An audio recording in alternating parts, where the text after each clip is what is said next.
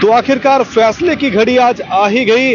जम्मू कश्मीर की 90 सीटों वाली असेंबली के लिए 873 उम्मीदवारों के राजनीतिक भाग्य का फैसला आज होने जा रहा है। 3 चरणों में जम्मू कश्मीर के असेंबली के चुनाव संपन्न हुए और आज यानी कि 8 अक्टूबर को मतगणना हो रही है। इस समय मैं जम्मू में गवर्नमेंट पॉलिटेक्निक कॉलेज के बाहर खड़ा हूं और अंदर काउंटिंग सेंटर बनाया गया है। काउंटिंग सेंटर के बाहर सुरक्षा व्यवस्था कड़ी कर दी गई है। यहां पर जम्मू कश्मीर पुलिस और सीआईएसएफ के जवान तैनात हैं। 100 मीटर के दायरे में मतगणना केंद्र के बाहर यहां पर जश्न मनाने और पटाखे चलाने पर पाबंदी लगाई गई है। लोगों के इकट्ठा होने पर भी यहां पर पाबंदी लगाई गई है। और बात अगर चुनाव की करें तो जम्मू कश्मीर में 10 सालों के बाद असेंबली के चुनाव हुए। 10 सालों के बाद लोगों को विधानसभा के अपने नुमाइंदे चुनने का मौका मिला और आज फैसले की घड़ी है। बड़ा ही दिलचस्प आज का दिन होगा क्योंकि कई बड़े जो राजनीतिक उम्मीदवार हैं, राजनीतिक जो नेता हैं, उनके जो सियासी भाग्य है उसका आज फैसला होने जा रहा है। क्योंकि जम्मू कश्मीर का जो चुनाव है उस पर सिर्फ जम्मू कश्मीर के लोगों की ही नहीं बल्कि पूरी दुनिया की नजर है, क्योंकि जम्मू कश्मीर का चुनाव भी काफी महत्वपूर्ण है। अगर रुझानों की बात करें तो 8 बजे जो मतगणना है वो शुरू हो गई है। शुरुआती रुझान हम आपको बता दें कि जो बैलेट पेपर जो वोट पड़े हैं उसमें 6 सीटों पर नेशनल कॉन्फ्रेंस आगे चल रही है और 6 सीटों पर भारतीय जनता पार्टी चल रही है। तो ये बड़ी अपडेट इस वक्त की है कि जो शुरुआती रुझान जम्मू कश्मीर असेंबली चुनाव के जो आए हैं उसमें 12 सीटों के रुझान अब तक मिले हैं। इसमें 6 सीटों पर नेशनल कॉन्फ्रेंस और एनसी और कांग्रेस का गठबंधन आगे चल रहा है और 6 सीटों पर ही भारतीय जनता पार्टी आगे चल रही है। और ये काफी दिलचस्प होगा क्योंकि ये शुरुआती रुझान है। ये बैलेट पेपर के जो वोट पड़ते हैं ये उसके रुझान है। ईवीएम के जो रुझान है वो अभी आना शुरू हो जाएंगे। हमारे साथी हमारे वरिष्ठ सहयोगी ललित खजूरिया जी, बड़ा ही दिलचस्प आज दिन है क्योंकि जम्मू कश्मीर की अगर बात करें तो जम्मू कश्मीर के असेंबली चुनावों पर जो नजर थी वो पूरी दुनिया की है। बिल्कुल सही कहा। और जिस तरह से आपने कहा कि अभी बैलेट पेपर वाले जो वोटिंग होती है वो उसकी काउंटिंग हो रही है, और तो ये वही है जो जम्मू कश्मीर से बाहर जिनकी जॉब है और उनको मौका नहीं मिलता यहाँ पर आने का, और फिर उसके तहत ये बैलेट पेपर पर वो अपना जो भी वोट डालते हैं और उसके बाद ये गिनती होती है। और मेरे ख्याल में 8:30 बजे के करीब कितना टाइम हुआ अभी 8:15 हुए हैं। 8:30 के करीब ईवीएम की मशीनें खुलना शुरू हो जाएंगी और 2.5-3-4 घंटे के अंदर आपको 12 साढ़े 12 के अंदर आपको पता चल जाएगा कि रुझान गया। वहां पे देखिए युद्धवीर सेठी जी आ गए हैं। बिल्कुल भारतीय जनता पार्टी के नेता युद्धवीर सेठी सर एक बार थोड़ा बात कर लीजिए। सर, बड़ा दिन है आज आपके लिए भी। हाँ, बड़ा दिन है। तो क्या उम्मीद है? बावली माता से अच्छा ही होगा और बढ़िया होगा। अच्छा, तो भारतीय जनता पार्टी सरकार बनाने जा रही है कि नहीं? लगता है बनाएगी। क्यों नहीं बनाएगी? अच्छा, लोग साथ हैं, राष्ट्रवादी ताकतें साथ हैं, क्यों नहीं बनाएगी? पक्का दिल की धड़कन काफी तेज होगी आज। बढ़िया होगा, अच्छा होगा। मेहनत बढ़िया गुजरी, अच्छी गुजरी, विश्वास है लोगों का समर्थन जैसे मिला मेरे को, जीत अवश्य है। Thank you. तो भारतीय जनता पार्टी के नेता युद्धवीर सेठी वो कह रहे हैं कि विश्वास है बाबे वाली माता पर, जनता का उन्हें आशीर्वाद मिलेगा और भारतीय जनता पार्टी सरकार बनाएगी, ये कहना है युद्धवीर सेठी जी का। तो देखिए यहाँ पर जो उम्मीदवार है उनका भी आना यहाँ पर शुरू हो गया है और देखिए बड़ा ही दिलचस्प चुनाव है जम्मू कश्मीर का।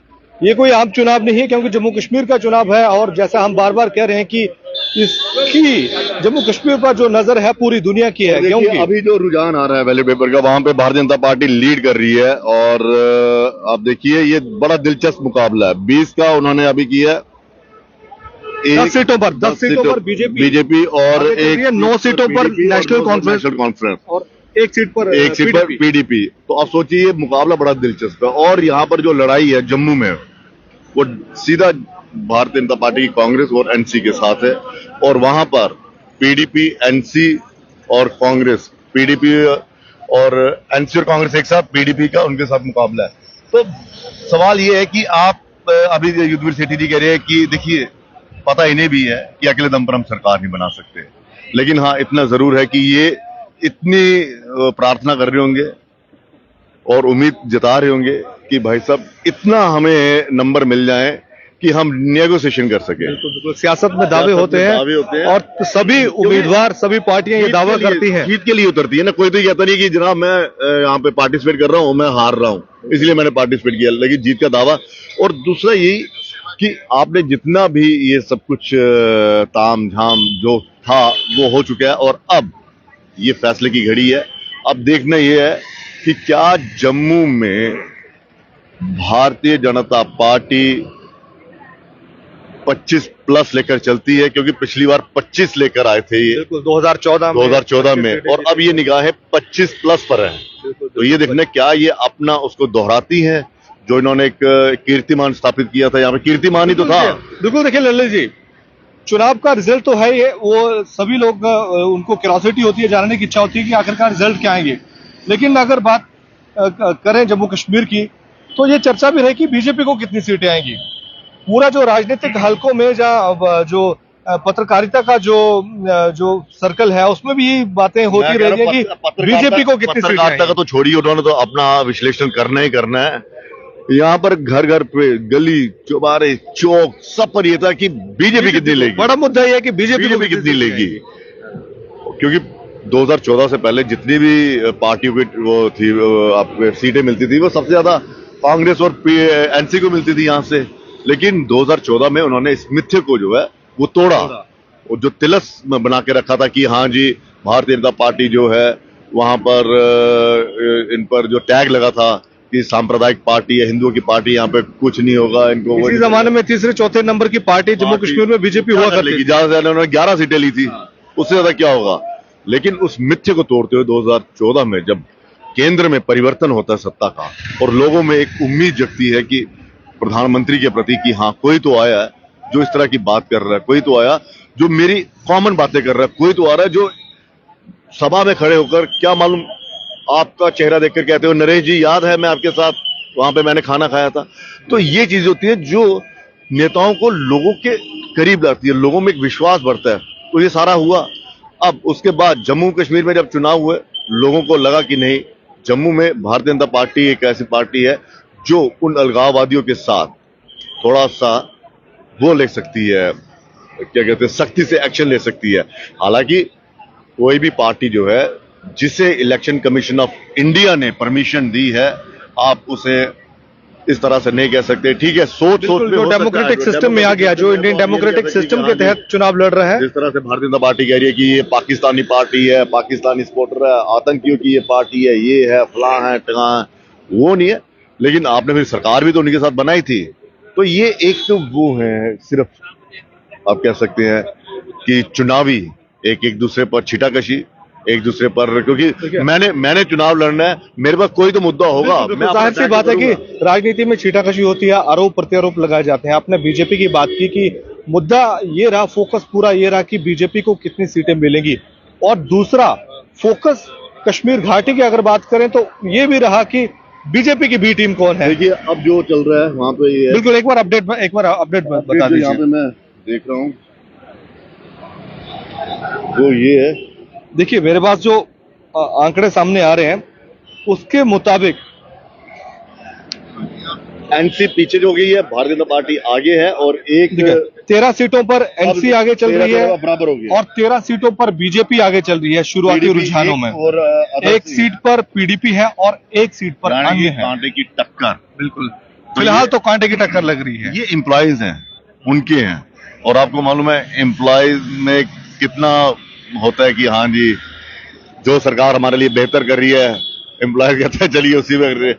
और उसी जिस सरकार पे एम्प्लॉय ने बड़ा भरोसा किया होता है, जिस कैंडिडेट पे या जिस पार्टी पे, जब ईवीएम खुलता है तो जनता जो है बिल्कुल उसके विपरीत जो है वो करती है। तो कुल मिलाकर ये है कि अब देखना ही है। देखिए हरियाणा के भी आप सुन लीजिए, बीजेपी 18, कांग्रेस 15 और अन्य 6। यहाँ पर कह रहे थे कि कांग्रेस लीड करेगी ऐसा एग्जिट पोल में बताया गया था। रुक जाएगी, लेकिन इस तरह से अभी जो आ रहे रुझान आ रहे हैं वो ये है। फिलहाल तो बीजेपी लीड कर रही है हरियाणा में, 18 सीटों पर आगे चल रही है भारतीय जनता पार्टी, 15 सीटों पर कांग्रेस और अन्य 6 सीटों पर आगे चल रहे हैं। और जम्मू कश्मीर की अगर बात करें, जो यहाँ पर देखने को मिल रहा है, 13 सीटों पर एनसी, 1 सीट पर पीडीपी और 13 सीटों पर बीजेपी। 18 अभी जो बैलेट बॉक्स उसमें जो देखने को मिल रहा है वो 13, 26, 27 और 28 सीटों पर। तो मुकाबला दिलचस्प है, कांटे की टक्कर है। लार्जेस्ट पार्टी कौन बनती है, किसे एलजी साहब जो है मौका देगा। अब भी कुछ सवाल है नरेश, सवाल ये है कि अब एलजी के सामने सबसे बड़ी, अगर तो एनसी और कांग्रेस बड़ा आंकड़ा लेकर आगे चलते हैं और Bharatiya Janata party largest single party बनती है, तो फिर ये भी एक बहुत बड़ा सवाल है।